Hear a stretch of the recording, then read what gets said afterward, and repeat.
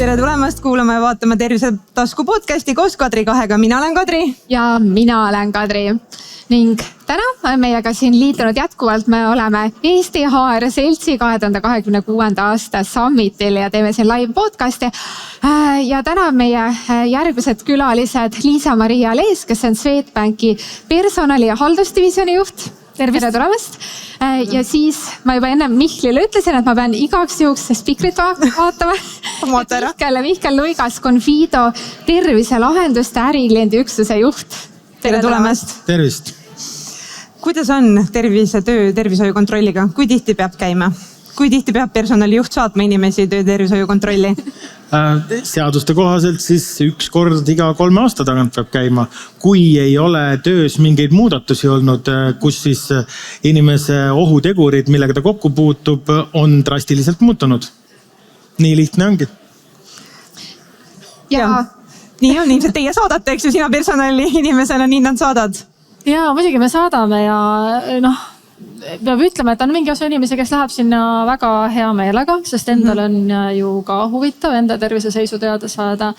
Aga eks kipub nii olema, et sellise tervisekontrolli teenused kipuvad minema nagu rohkem ka sellise töötaja nägu. Ja aastalt edasi me kuidagi oleme avastanud, et me peame ikkagi leidma sellist väikest kommikest alati, et inimesed sinna tervisekontrolli päriselt läheksid. Ja näiteks me oleme lisanud näiteks D-vitamiini testi, tuvastamaks siis seda, et mis on minu väsimuse põhjus.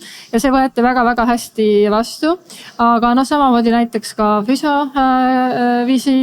mis siis jällegi, et kuidas oma kehahoiakuid parandada ja nii edasi. Ja ütleme, kui meil on ka sellised kõrgema riskiga töötajad, siis nende puhul oleme siis pakkunud ka natukene laiemat paketti terviseauditi näol. Nii et näiteks tippjuhtkond ja key function holderid on siis need, kes saavad ka sellist paketti meie poolt. Ja kas te tunnete, et võib-olla kuskil 50-20 aasta jooksul on ka natukene need kutsehaigused ja terviseprobleemid muutunud inimestel töös? Ja absoluutselt. Et trendidena kindlasti, mis on kasvavad, siis kahjuks kasvavad. Võib-olla õnneks, küsimus on võib-olla need olid probleemid enne, aga küsimus on diagnoosimises on ju. Et vaimne tervis on nagu olnud nagu märksõna viimased 4 aastat, kogu aeg kasvutrend. Ja me näeme ka, et ja mida me Confido poolt nagu tahaksime, et tööandjad rohkem väärtustaksid ka on siis, et paneme vajadusel näiteks vaimse tervise õe vastuvõtud sinna sisse, et kui see probleem on, et see pall ei kukuks maha. Kõige suurem probleem on see, et kui sa inimesele ütled, et aga mine perearsti juurde, ta annab sulle saatekirja ja siis mine psühholoogi juurde. See võib päris kindel olla, et see nii ei lähe. See nii on ju. Teenusosut ütleb, et minu töö on tehtud. Aga tegelikult me ei lahenda probleemi tööandjale, me ei lahenda probleemi inimesele ja me ei lahenda ka probleemi endale, sest et meie juurde see inimene, me paneme talle lühendatud tähtaja, tule tagasi aasta pärast ja aasta pärast on täpselt samad probleemid. Et see on siuke üldine. Miks sa arva, miks ta ei lähe? Miks ta ei lähe sinna psühholoogi juurde? Miks ta ei lähe? Miks ta ei tegele selle probleemiga? Aga kas sa läheksid või? Kui tööandja mind saadab psühholoogi? Ei, tööandja ei saada. Töötervishoiuarst saadab ja ütleb sulle, mine oma perearsti juurde. Sealt sa saad siis saatekirja, kellele siis sa saad minna psühholoogi juurde, kui tal on vabad ajad. Neid if'e on seal nii palju, kõik teavad Excelis, kui sul on 4 if'iga valem. Ei lähe. Siis tead igalt poolt, et need psühholoogid on kõik nii ülekoormatud. Täpselt. Ja üldiselt ja olgu sinna ta takerdubki. Praegu näide psühholoogiga. Täpselt sama asi on ortopeediga, liigeste vaevused, võib-olla pulmonoloogi juurde, kui on mingid kopsuhaigused. Kui ei ole tegu päris nagu nii-öelda kutsehaigusega, mis on Eestis omaette täiesti suur probleem, sest et kutsehaiguste diagnoosimine 20 kutsehaigust aastas kogu Eesti 680 000 töötaja peale tundub vähe või palju? Pigem palju. Ei, ülivähe on. Sest et kõrvalriikides on see 15 korda suurem. Aga miks meil nii on? Meil ei diagnoosita neid, sest et inimesed peaksid siis minema oma tööandja juurde, nõudma seda hüvitist neilt, mis läheb kuni kohtuni välja, kui tööandja ütleb ei. Ja siis, kui sul saad isegi selle nii-öelda töövõime langenud staatuse kätte, siis langeb ka sinu tulevikus siis saadav töötuhüvitis selle proportsiooni näol, mis tähendab, et inimene põhimõtteliselt kaevab endale ise augu. Aga me oleme ainuke riik siin nagu põhja pool, kellel ei ole tööõnnetuse ja kutsehaiguse kindlustust, mis on kõikides teistes riikides kohustuslikud. 20 aastat tagasi oli see Riigikogus lugemisel. Mitte kuhugi ei ole jõudnud ja et noh, millest me räägime siis. Et aga jah, töötervishoid, põnev valdkond, mina ütleks, et kõige halvemini ära realiseeritud koht meil Eestis, sest et see on koht, kus näiteks ma olen ise siukse peaaegu 40-aastane mees on ja ainuke koht, kus ma üldse arsti juures käin 3 aasta jooksul on töötervishoid. Ma ei tea, kes mu perearstki on. Ma nüüd võib-olla hetkeks annaks ka Liisa-Mariale sõna, et sina kui suures organisatsioonis HR juht, et kui palju teie võib-olla panete rõhku ja sina ise näed, et on oluline ka ennetusele, et näiteks igasuguste ergonoomiliste lahenduste loomine töötajatele ja võib-olla isegi räägime kohe ka eratervisekindlustusest, mis on väga uus nii-öelda populaarne teema, aga ja no väga palju muidugi, et see on meil ikkagi olnud alati üks põhifookus, et see füüsiline keskkond vastaks ergonoomiale, valgustused ja kõik sinna juurde kuuluv, et ja ausalt öeldes, kui me ka uude majja nüüd hiljuti kolisime, siis kogu see töökeskkond sai ikkagi sellest ergonoomikast ikkagi lähtudes üles ehitatud. Kutsehaigustest võib-olla nii palju, et tõesti kutsehaigustega me puutume pangast, me ei puutugi praktiliselt nendega kokku, sest meie selline peamine ohutegur on vaimne pinge ja kuigi minu arust kutsehaiguste nimekirjas on ka see posttraumaatiline stressisündroom sees, aga minu arust seda on ka väga raske isegi kuidagi eristada või nagu hinnata. Aga ja tõsi, et ma arvan, et see, et inimesed ikkagi tööl viibivad nii pikalt ja siis kõik see kehahoiak ja mitte ainult see, et kuidas enda laud või tool on seatud, me pakume ka siis hästi palju teadlikkuse kasvatamist selle juures, et teeme ka tervisekuusid, need on seal sees, et informeerida ka, et kuule äkki sa nagu istud natukene valesti, kuidas oleks õige teha, on ju. Okei, aga juba nagu siin korra üles visatud, et viimasel ajal, eriti viimastel aastatel on üha populaarsust kogunud see tööandja poolt pakutav tervisekindlustus ja et see kindlasti on ka täna väga nagu oodatud motivatsioonipaketi osa, et ma ei tea, äkki ma annan Mihklile korra sõna. Et jah, no viimased 2 aastat on turg kasvanud 12%, enne seda olid tegelikult suured hüpped tegelikult isegi. Hetkeks Eestis siis 65 600 kindlustatud, statistilises mõttes jällegi kuskil 9%, 8% siis kogu tööelanikkonnast. Ei ole veel eriti midagi, aga midagi on ja. Aga ma arvan, et see ongi nagu hea koht, kus, mida me ka teeme nagu endal, et me sulandume töötervishoiu ja kindlustuse üheks asjaks. Ehk siis kui töötervishoiu kontrollis midagi avastatakse, siis tegelikult kindlustus rahastab pärast selle probleemi ravimise. Ja siis enam sai põrgata palli vastu seina, vaid annad inimesele, kuule, paneme selle aja sulle kohe kirja. Ja siis ta on seal vaimse tervise vastuvõtul järgmisel nädalal juba. Ja läbi selle need probleemid ei süvene. Kas neid õnnestub avastada varem? Natuke vara öelda veel, aga kindlasti varem kui see, et me põrgatame seda 2 aastat edasi ja siis alles. Et igal juhul tuleb tegeleda läbi selle nagu siis ettevõtete rahastuse nende probleemide leidmisega märksa varem, kui nad muidu oma lahenduse leiaksid. Ja kuna siin on kindlasti palju HR inimesi täna kuulamas, et millega võib-olla tööandja peab veel arvestama, et näiteks maksud, mis selle tuleb maksta, et kas näiteks selle paketi valimisel ja nende teenuste valimisel, et mida inimesed saavad kasutada? No ma arvan, et siin kolleeg minuga nõustub, et see valik, mida Eestis tuleb anda, et kas mu töötaja spordib või võtab kindlustuse ja vastasel juhul tuleb siis erisoodustusmaks, mis siis on juba lihtsam maksta palka. See on totakas valik, mida anda. Et paraku see nii on. Võin näiteid tuua, siin on ettevõtteid, kes lubavad mõlemat ja maksavad erisoodustust ja asju. Kui me võtame riiklikul tasandil siis tehtud seire, mingid raportid, mille alusel riik oma otsuseid teeb. Need on võetud kõikidest ettevõtetest. Ma ei tea, mul on endal 3 väike ettevõtet, mis on mul registris. Need andmed on nagu imelikud ja mingi hetk selle probleemiga tuleb tegeleda, oleme ausad. Et see 400 on ajal jalgu end, kui Lätis on 750.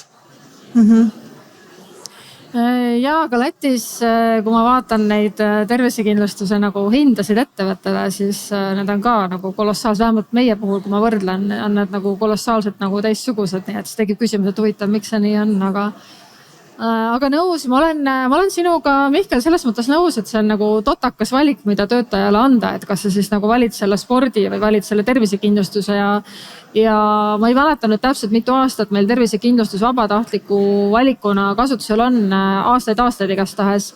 Aga tõsi on see, et kui me iga aasta selle valiku nii-öelda avame, et kumba sa siis soovid, siis me ikkagi näeme, et enamus kuskil 90, ma ei tea, 6-7% on need, kes valivad selle tervisekindlustuse. Ja selle üle tegelikult on nagu hea meel, sest ma tean, et inimene ikkagi liigub sinna kõrvale nagunii, on ju. Et kui palju see on ise asi, see on väga personaalne asi, aga mida me siis tööandjana saame teha, on see, et me ikkagi siis ka soodustame neid erinevaid liikumise tegevusi, eks ole, need sammuvõistlused, meil on pidevalt või kas me paneme ise nii-öelda nagu ekraanidele, et kuule, mine täna trepist on ja paneme mingid üllad, ühesõnaga, et sa ikkagi nagu panustate siis selles suunas ka.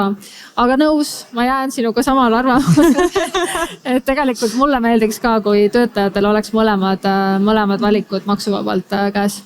Aga millega täna üldse töötajaid endale nii-öelda värvata saab? Mis need motivatsioonipaketid peaks olema, kui isegi töötervishoiu kontrolli on keeruline saata?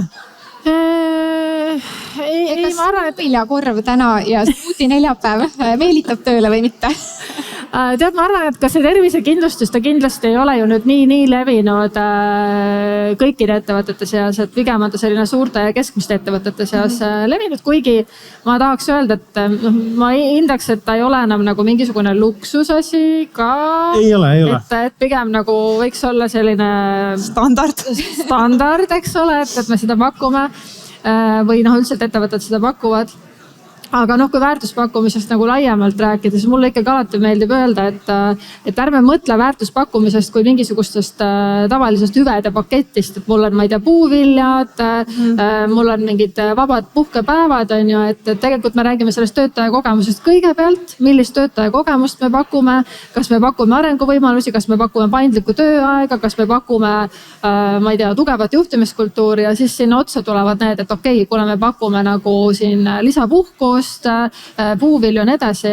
Aga üks asi muidugi on, et ma arvan, et ettevõtted on täna ka turul erinevad ja võib-olla fintechid, tehnoloogiaettevõtted on need, kes võib-olla paistavad ka silma sellega, et nad tõesti pakuvad kontoris karastusjooke, kooke, tasuta hommiku või lõunasööke, mis on nagu fine, aga kõik on nagu see, et mis selle eesmärk nagu lõpuks on, et kui sa tahad, et su inimesed sinu juures püsiksid, siis tegelikult nad selle donutsi pärast ju sinu juurde ei jää. Et kõik muud asjad seal kõrval peavad ka olema hästi läbimõeldud ja palk ei ole kindlasti see ainuke faktor, mille pärast inimesed jäävad, et ma arvan, et täna me saame rääkida sellest, et paindlik töökorraldus, see, et ma olen väärtustatud, see, et mul on arenguvõimalusi, on palju-palju olulisema tähtsusega kui need puuviljad seal kontoris, aga puuviljad ja juurviljad võiksid kontoris olla iga päev. Kas Swedbankis on? Meil on, aga meil on ikkagi endiselt see, et me toome kuidagi üks kord nädalas neid ja ma kuidagi olen nüüd hakanud suruma seda, et ma tegelikult tahaks, et kui ma olen seal kontoris, et mul on iga hetk võimalik seda juurvilja või puuvilja võtta. Mis täna sul võib-olla on kõige selline mõnusam hüve, mis sa arvad, et sul Swedbankis töötades on? Tööandja pension, see on nagu mega hüve, mida tõesti, see on nagu lisa töötasu sisuliselt, et aga just selle vaatega, et kui sa ise ei taha või mingil põhjusel ei saa koguda endale siis tulevikuks kolmandat sammast, siis tööandja igal juhul maksab sinu eest selle protsendi sinna sambasse sinu palgast. Väga suur asi, jah. Väga, selline jätkusuutlik ja kestlik, eks ju. Ja kuidas võib-olla teile tundub, et järgmise 5 või 10 aasta jooksul asjad muutuvad, et kas me läheme 4-päevasele töönädalale üle, täiesti remote tööle, võib-olla tuleb ainult eratervisekindlustus või et mis teie nägemus või ootus on?